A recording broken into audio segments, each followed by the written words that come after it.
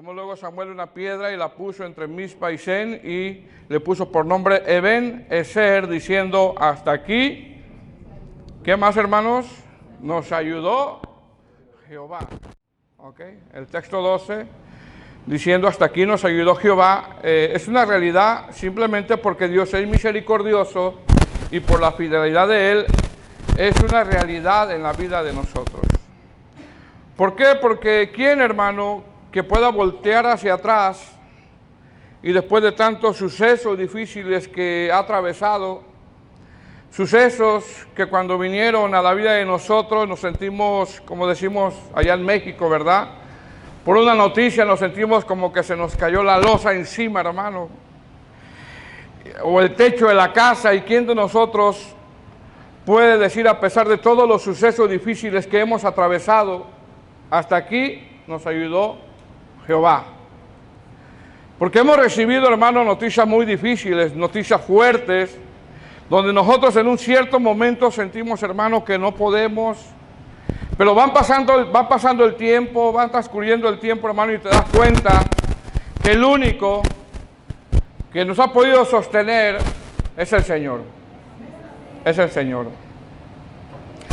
Ahora, cuando el Señor, hermano, me daba este texto en la oración de este sábado, porque estábamos orando y el Señor hablaba muy fuertemente en este texto, precisamente en este texto, comencé a ver, hermano, el contexto del capítulo 7, del por qué Samuel, hermano, toma una piedra y la pone entre Mizpa y Sen y le pone por nombre Eben Ezer, que significa hasta aquí nos ayudó Jehová. Empecé yo a estudiar el contexto, el porqué. Y bueno, el contexto, para empezar, es que Israel, hermano, espiritualmente tenía sus altas y sus bajas. Así estaba Israel. De repente andaban bien delante del Señor y de repente andaban mal delante del Señor. Así estaban. Es decir, esta condición espiritual, hermano, de Israel, ellos, porque estamos aquí en 1 Samuel, pero esta condición espiritual, ellos ya la venían acarreando desde antes. Ya venían acarreando esta condición espiritual desde el tiempo de los jueces. Donde, repito, de repente en el tiempo de los jueces como que de repente andaban bien, de repente andaban mal. De repente como que se arrepentían y el Señor los disciplinaba y el Señor les mandaba un juez, los libertaba.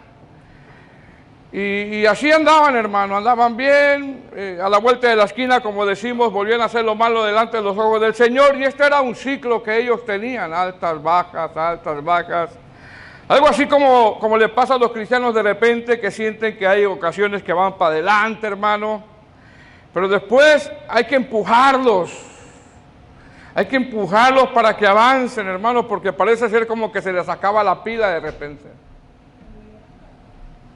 Entonces, Israel, hermano, desde el tiempo de los jueces espiritualmente, estaba en ese ciclo de altas y bajas, y en 1 Samuel, específicamente desde el capítulo 1 o el capítulo 3 en adelante, que es el libro que sigue de los jueces, siguiendo la cronología, la Escritura, hermano, hace mención que por ese motivo, en aquellos días, fíjese bien, en aquellos días, la palabra del Señor escaseaba. Y no había visión con frecuencia. Y qué duro, mi hermano, es que la palabra escasee en una iglesia. Eso ha de ser muy duro.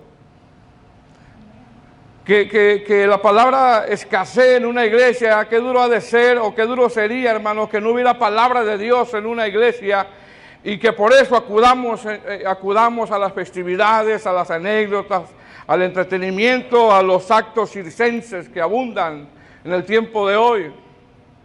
Entonces la Escritura, hermano, hace mención que ese ciclo había desde el tiempo de los jueces y en 1 Samuel capítulo 3, si usted va a 1 Samuel capítulo 3, porque vamos a ir viendo varios textos, versículo 1, después de que ya pues sabemos la historia de cómo nació Samuel, hermanos, dice la palabra del Señor que en aquellos días la palabra de Dios escaseaba y no había visión con frecuencia. Así dice en el verso, en el capítulo 3, verso 1, y el joven, ¿qué era, hermano?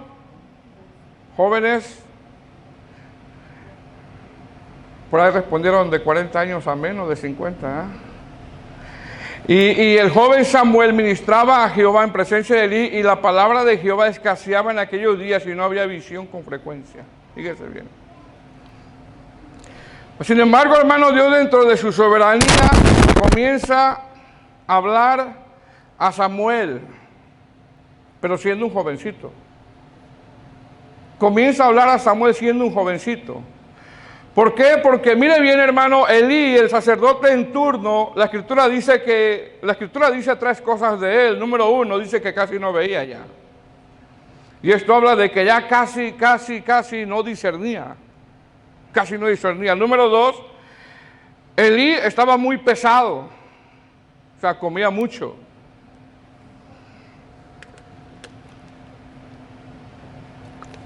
Y no me quiero ir por ese tema de la glotonería, Y número tres, algo tremendo, hermano. Dice que no estorbaba a sus hijos en cuanto a los pecados que ellos hacían. No los estorbaba a sus hijos en cuanto a los pecados que ellos hacían. Y esto le causó dos cosas. Número uno, le causó juicio a su casa.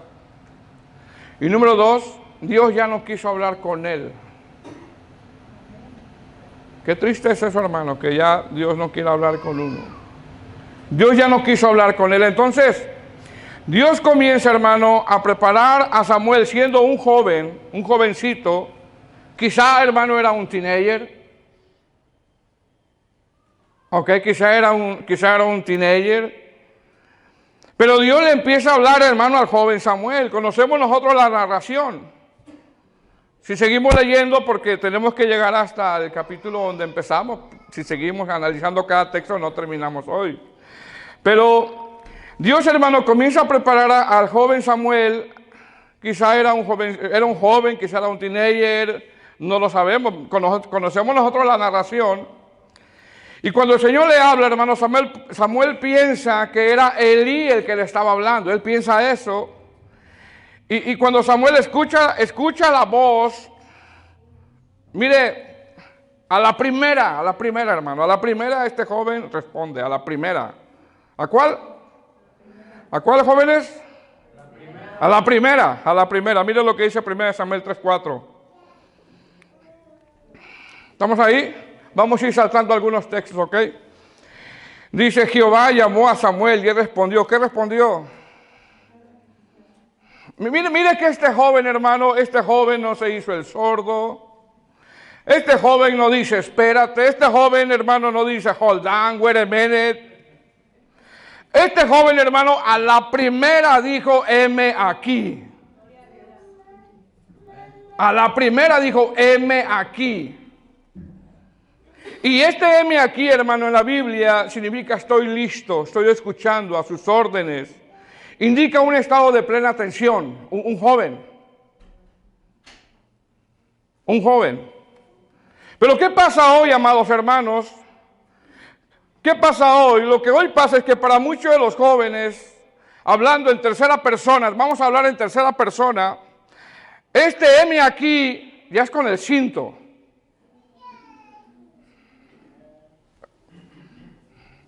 Este heme aquí ya tiene que ser con el cinto, o este heme aquí ya es con la amenaza de, mira, si no me pones atención te voy a cortar el teléfono, te lo quito.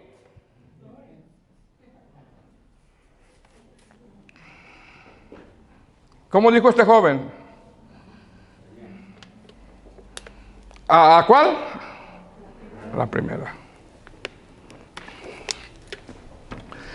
Bueno, yo no digo que le saque el cinturón a su joven, pero sucede que en el tiempo de hoy parece ser que así pasa.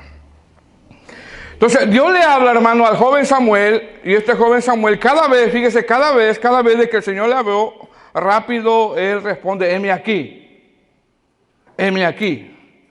Samuel iba con Elí porque pensaba que era Elí el que le hablaba. Verso 5. Y corriendo, ¿cómo dice, hermano, el texto, verso 5? Y corriendo, fíjese cómo dice, y corriendo luego a Elí, dijo, heme aquí, ¿para qué me llamaste? Y Elí le dijo, yo no te he llamado, y vuelve y acuéstate. Y él se volvió y se acostó. Yo no sé, hermano, si Elí se enojó porque lo despertara, porque también hay hermanos que se ponen medios verdes cuando lo despiertan y estoy durmiendo y no me molestes ahorita. Hermanos que se enojan cuando lo despiertan, ¿verdad? Entonces, esto, hermano, ocurre en 3 ocasiones, y en las 3 ocasiones el joven Samuel, hermano, está rápido, está a la orden, está al pendiente, pensando que es Elí. ¿Por qué? Porque esa tiene que ser la disposición que nosotros tenemos que tener como cristianos, no solamente los jóvenes, sino los adultos, ante la palabra. Más adelante, hermano, Elí se da cuenta que es Dios que le está hablando al joven Samuel, y le instruye un poco diciendo Elí a Samuel en el verso 9, ¿estamos ahí? Y dijo Elí a Samuel, ve y acuéstate, y si te llamara dirás, mire lo que dice, habla Jehová porque tu siervo oye. Y así fue Samuel y se acostó en su lugar. Verso 10, y vino Jehová y se paró y llamó como las otras veces, Samuel, Samuel. Entonces Samuel dijo, habla porque tu siervo oye. Fíjese, porque tu siervo oye. Ahora, hermano, después de que el Señor le habla a este joven Samuel, hermano, después de que el Señor le habla a este joven, Dios le da un mensaje a Samuel para Elí. Es un mensaje muy fuerte. Un mensaje muy fuerte. Un mensaje, hermano, donde Dios va a traer juicio con respecto a los hijos de Elí.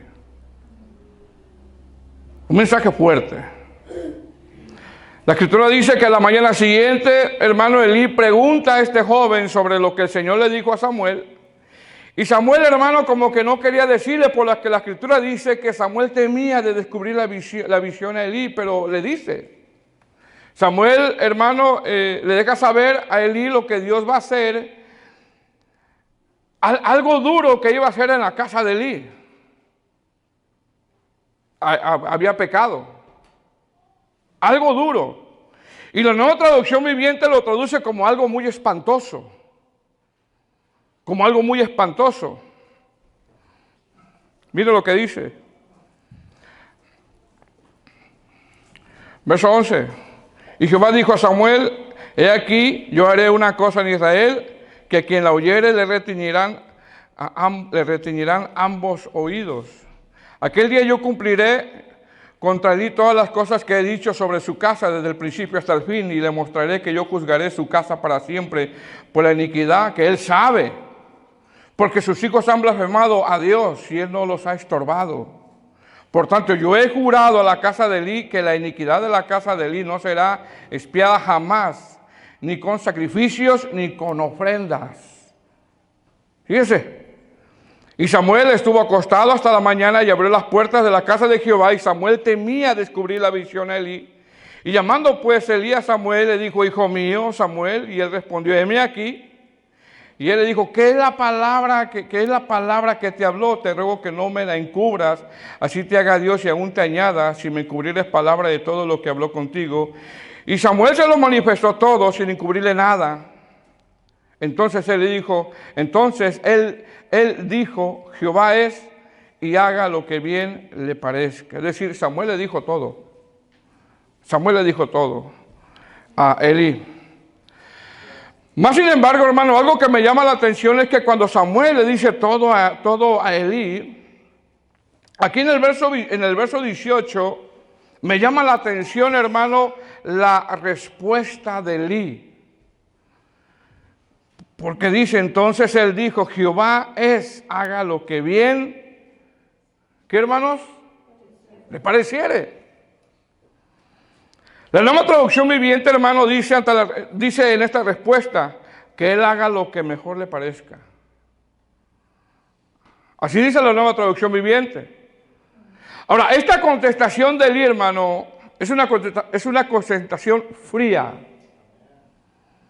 Es una contestación que parece que no tiene dolor, que no siente dolor. Es una contestación de Elí que al parecer, hermano, él no está midiendo hermano, las consecuencias.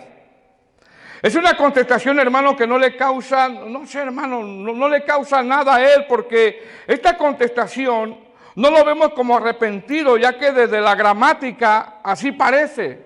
esta contestación que le está dando. Miren la contestación de Elí, que haga lo que mejor. Le parece que es una contestación muy peligrosa, hermano. Nosotros diríamos, por supuesto que el Señor hace lo que Él quiere. Si no veamos lo que el Señor hizo en Génesis cuando mandó el diluvio. Si no veamos lo que el Señor hizo cuando trajo juicio a Sodoma y a Gomorra, antes de la intercesión de Abraham. Si no veamos lo que Dios hizo más adelante con Saúl. Si no veamos lo que Dios hizo con David, aun cuando mandó al profeta Natán, Dios hace lo que Él quiere. Pero parece ser que Elí, hermano, da una contestación fría, analizando el texto gramaticalmente, parece ser que da una contestación fría, no siente dolor. Una contestación, hermano, donde él, hermano, no lo vemos arrepentido, no lo vemos con dolor. Entonces, en el contexto de 1 de Samuel, hermano, capítulo 7, versículo 12, cuando Samuel, ya lo leímos, tomó una piedra y la pone entre Mizpa y Sen, y le puso por nombre Ben-Ezer, diciendo, hasta aquí nos ayudó Jehová. El contexto es que, número uno, en ese tiempo, hermano, escaseaba la palabra de Dios. Número dos, el sacerdote en turno ya casi no veía, estaba pesado y no estorbaba a sus hijos, no los estorbaba. Número tres, el pueblo de Israel a escondidas servían a otros dioses. Número cuatro, Dios trajo juicio sobre la casa de Elí.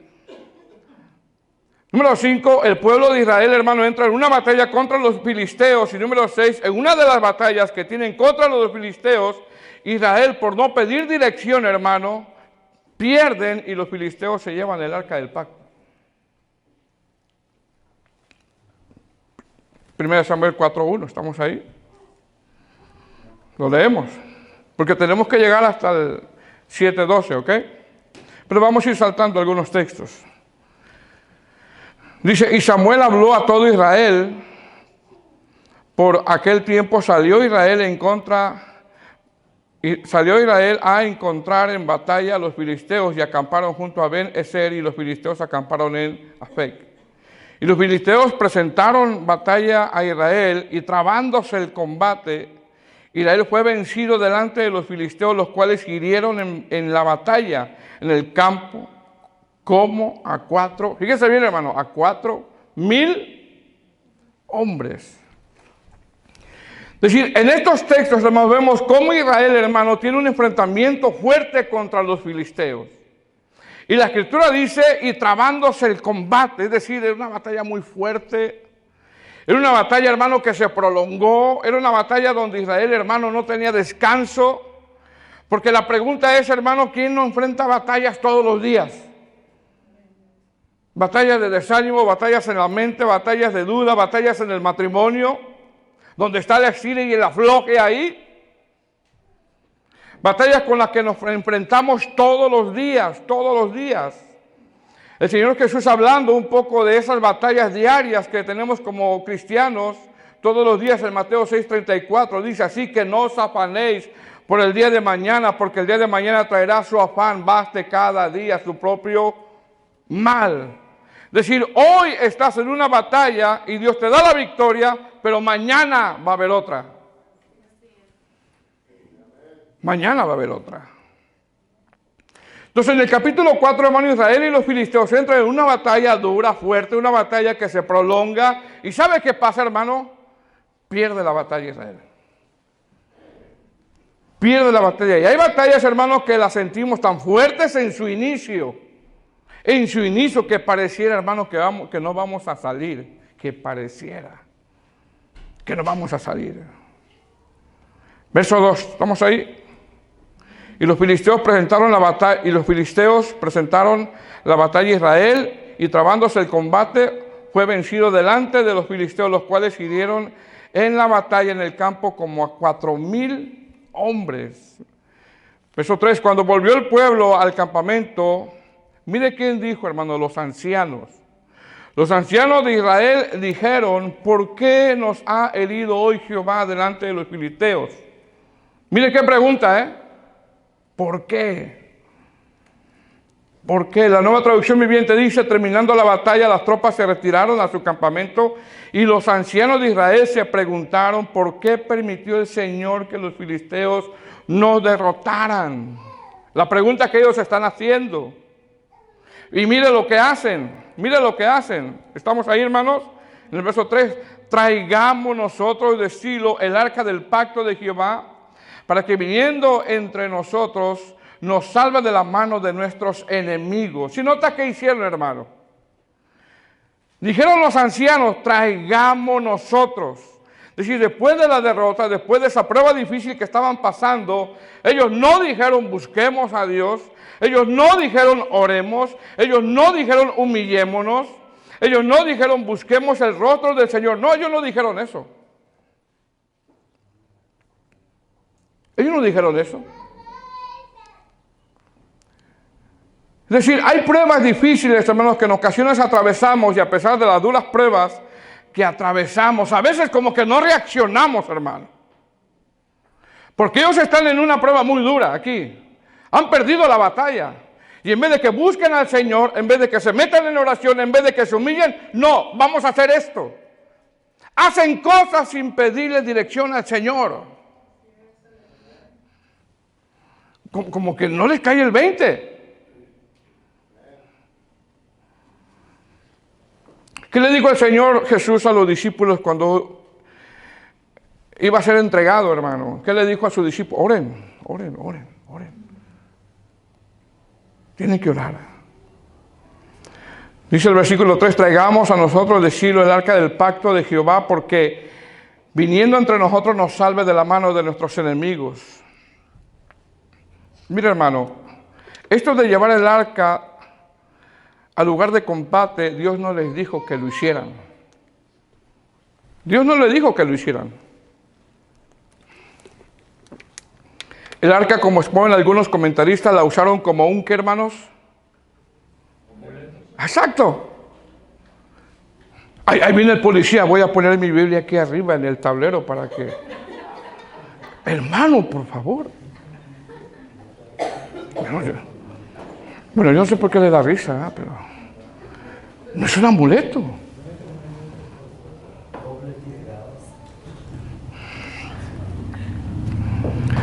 ¿Sabe qué, hermano? El arca no tendría que salir del lugar donde estaba. ¿Por qué? Porque el arca no era puesta a la vista del público, de la gente. Estaba prohibido. Ahora entendamos esto. Ellos confiaron más en el arca que en el Dios del arca.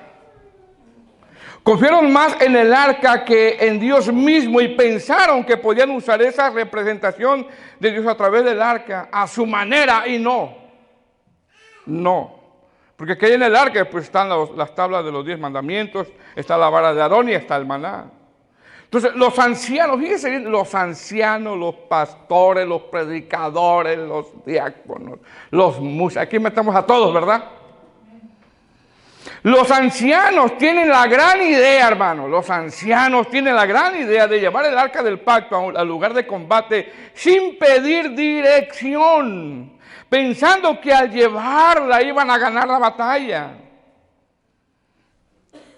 Los filisteos se dan cuenta que Israel lleva el arca del pacto y entran en miedo, porque miren, los filisteos saben, hermano, lo que Dios hizo con Egipto, aunque todavía...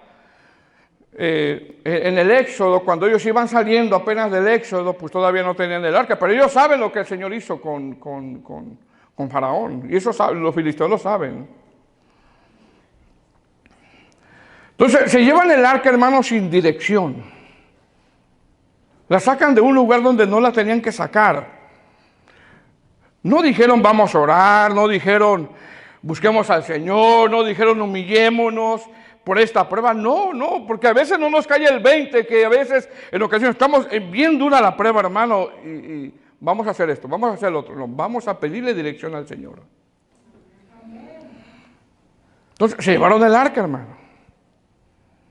Los filisteos se dan cuenta y entran en el miedo.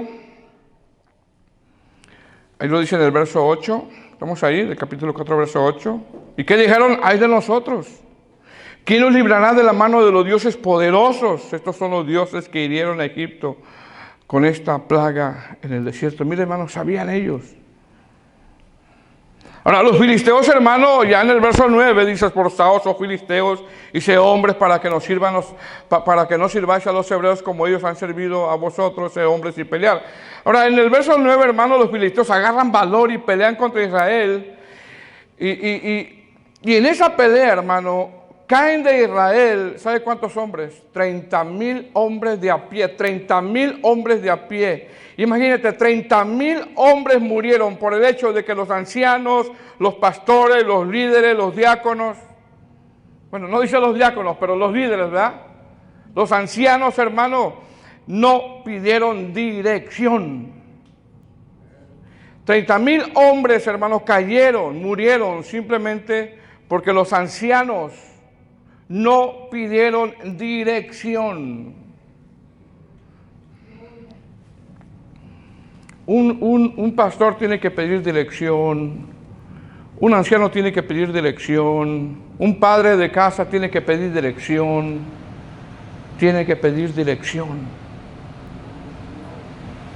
Y mira lo que pasó, verso 11. Y el arca de Dios fue tomada, y muertos los dos hijos de Elí, Ofni y, ¿quién, hermanos? Finés. Pero mire quién tomó el arca, ¿Saben, hermano, lo que significa Ofni? El que pelea contra Dios. Fíjese qué duro es estar peleando contra Dios, hermano. Eso va a ser muy duro, Que el Señor nos esté diciendo una cosa y yo quiera hacer otra cosa. Que el Señor nos diga, no es por ahí, pero yo digo, no, porque yo me voy por ahí. Bueno, ahí te vas a encontrar una ballena, hermano, o un pez grande.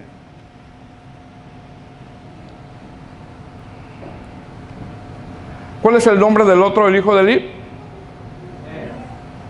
¿Y sabe lo que significa? Significa boca de serpiente.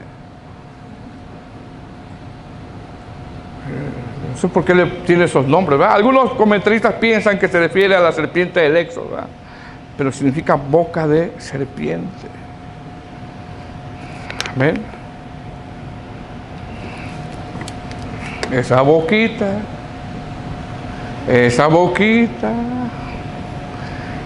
esas truanerías,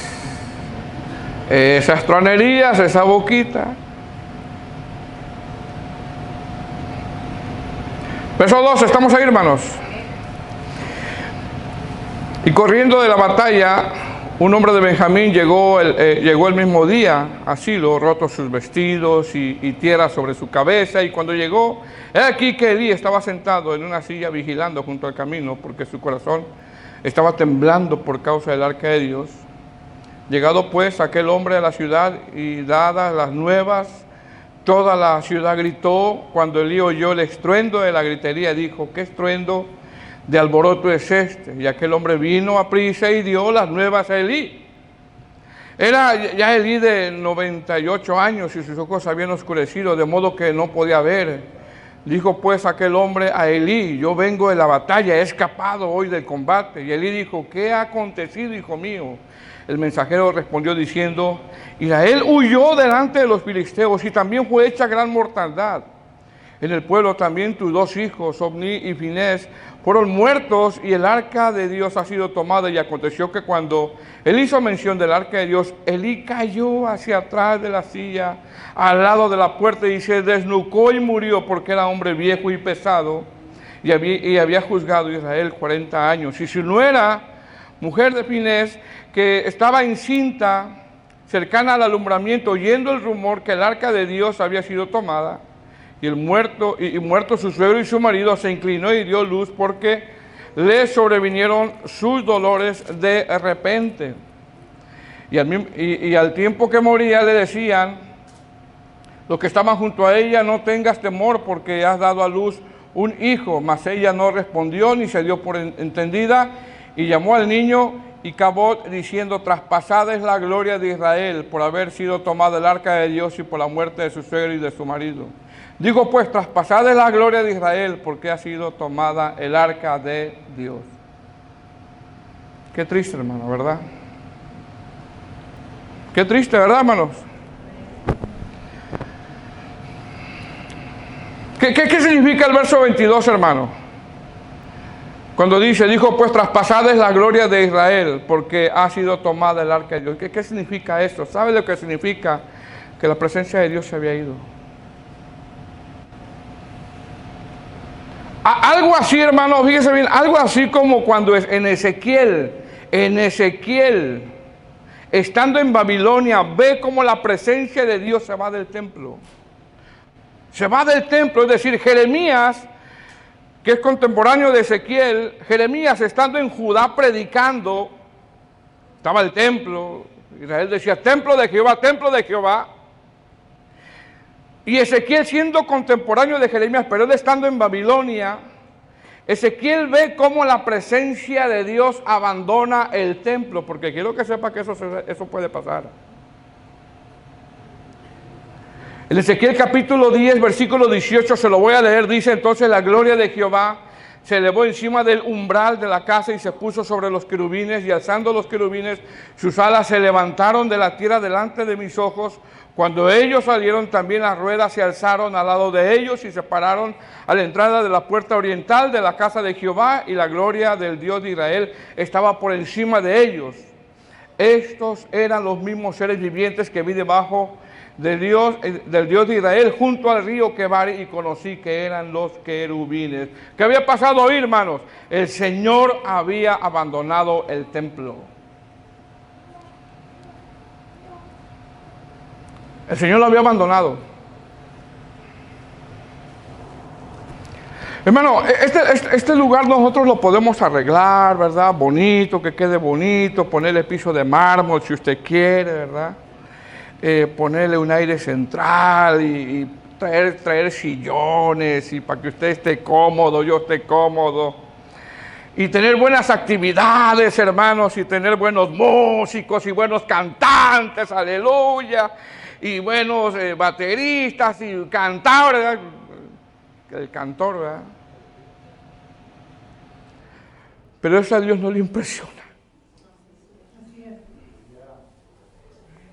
¿Usted cree que nosotros vamos a impresionar a Dios? No, hermano. Eso a Dios no le impresiona. Podemos traer a quien sea que canta aquella canción. Eso a Dios no le impresiona. No le impresiona. Está bien, hermano, tener la casa del Señor en buenas condiciones. Pero si no hacemos la voluntad del Señor. ¿Me explico, hermano? Si no hacemos la voluntad, el Señor puede irse. Yo ya lo he dicho, el Señor quita iglesias, pone iglesias, quita pastores, pone pastores. Así es el Señor. Lo vemos en las iglesias del Asia Menor, Él quita, Él pone. Si no te arrepientes, pues quitaré tu candelero de tu lugar. Porque las iglesias son para dar luz.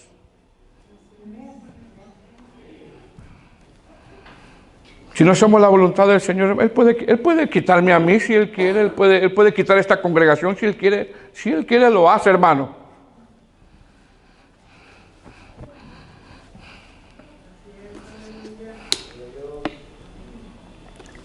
El único indispensable aquí es Dios. Podemos tener los mejores programas, los mejores músicos, los mejores cantantes, lo que sea. La mejor ropa, lo que sea.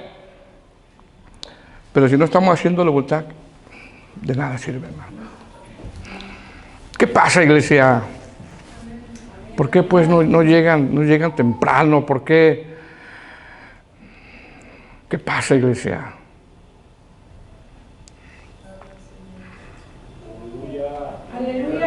¿Qué está pasando con nosotros?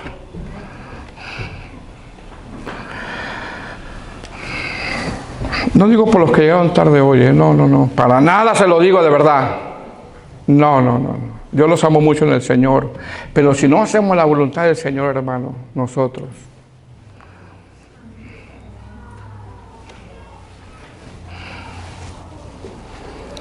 Cuando Jeremías predicaba, decían, templo de Jehová, templo de Jehová, templo de Jehová, y Jehová ya no estaba ahí, hermano. Ya se había ido. ¿Quién lo miró? Lo vio Ezequiel. Y Ezequiel estaba en Babilonia, son contemporáneos ellos dos, Jeremías y Ezequiel. Verso 22 dice, dijo pues, traspasada es la gloria de Israel, porque ha sido tomada el arca de Dios. ¿Verdad, hermanos? Ahora, fíjense bien, desde el capítulo 5 hasta el capítulo 7, el arca del pacto, ¿dónde estuvo, hermanos? En la tierra de los filisteos. Hasta el capítulo 6 estuvo en la tierra de los filisteos. Vemos en estos capítulos que los filisteos metieron el arca del pacto en casa de Dagón. Fíjense, hermano, metieron el arca del pacto en casa de Dagón. Y el Señor avergonzó a Dagón. 1 Samuel 5:3, ¿estamos ahí? Amén. Y cuando el siguiente día los de Asdod se levantaron de mañana, he aquí Dagón postrado en tierra delante del arca de Jehová, y tomaron a Dagón y lo volvieron a su lugar. Fíjese lo que pasó. Lo habían metido a la casa de Dagón y el Señor derriba a Dagón. Hermano, ¿qué nos enseña esto? Esto nos enseña que cuando un pastor, una congregación, alguien o cualquier persona deshonra la gloria de Dios, Dios Él mismo se glorifica. Dios Él mismo se glorifica. Amén.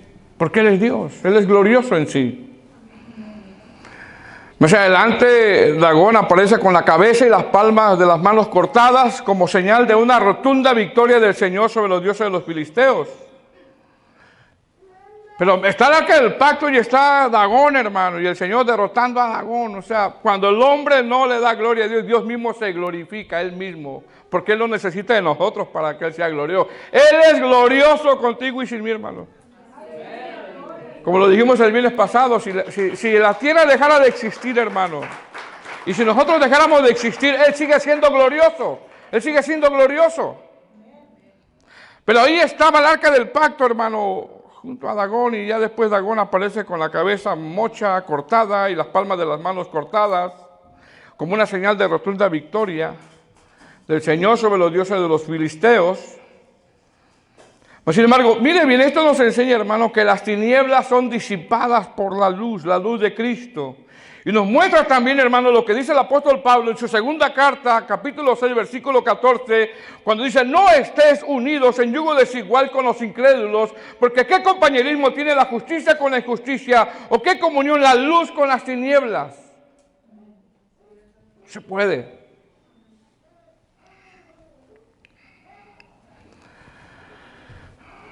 Versículo 6 del capítulo 5. Ya vamos terminando, hermanos. La introducción. Y se agravó la mano de Jehová sobre los de Asdod, y los destruyó y los hirió con tumores en Asdod y en todo su territorio. Fíjese bien.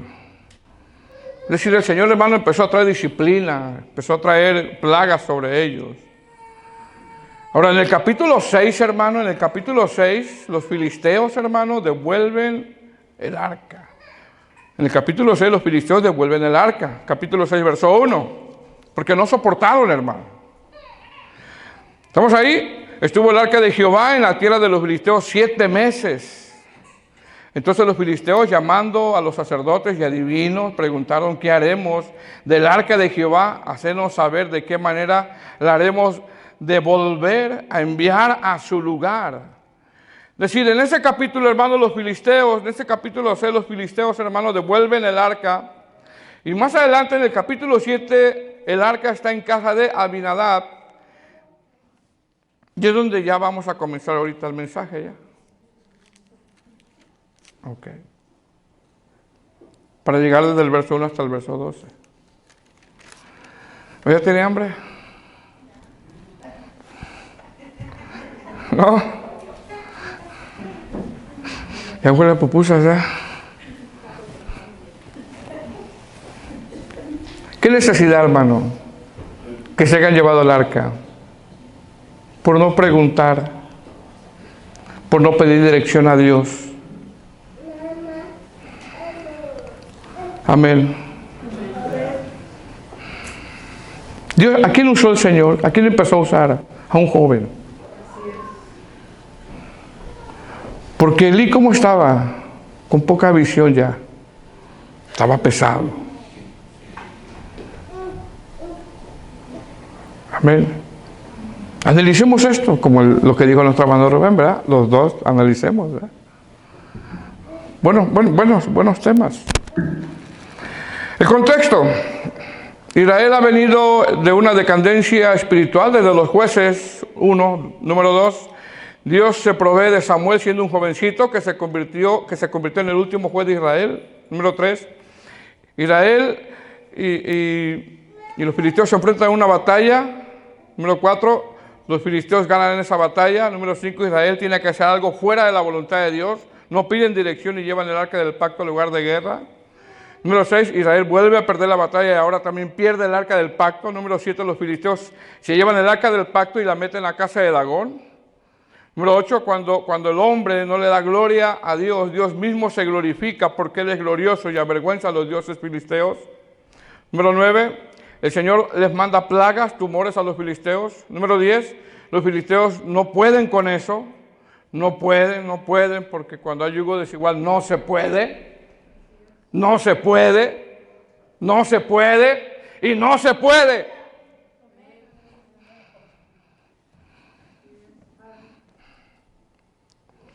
Número 10, los filisteos no pueden con eso y devuelven el arca. Número 11, Israel recobra el arca y la ponen en casa de Abinadab, porque Israel se ha vuelto a Baal y a Astarot, dioses paganos. Número 12, Samuel confronta al pueblo y le dice que se arrepientan y se deshagan de sus dioses pasos, y el Señor vuelve a tener misericordia de ellos y les da la victoria.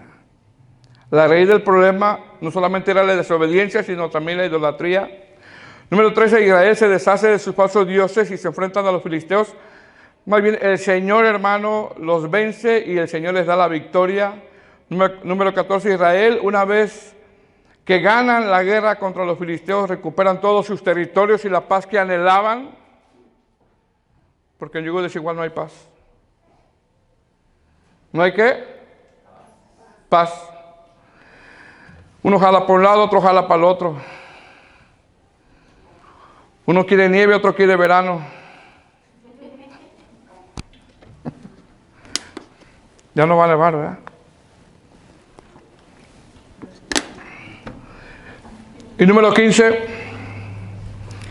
cuando el Señor les da la victoria, entonces Samuel pone una piedra como recordatorio de la victoria que les ha dado el Señor. Y dice el verso 12, ¿estamos en el verso 12?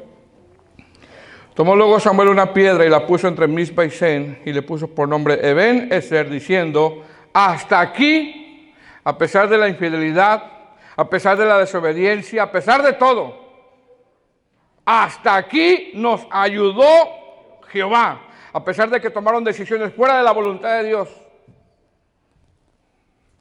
y pagaron duras consecuencias. El Señor les volvió a hablar.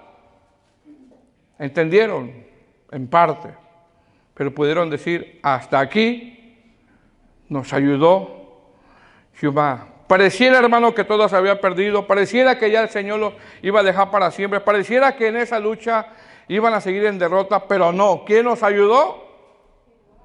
Jehová. La palabra hasta aquí, o esta palabra hasta aquí, tiene que ver con que Samuel reconoce que no fueron ellos. Es que no somos nosotros, hermano. Es el Señor. Es el Señor.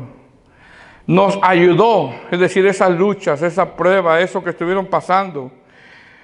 Tiempos también que a veces nosotros como cristianos atravesamos, las presiones que nos han tratado de hacer menguar, nos ha ayudado Él.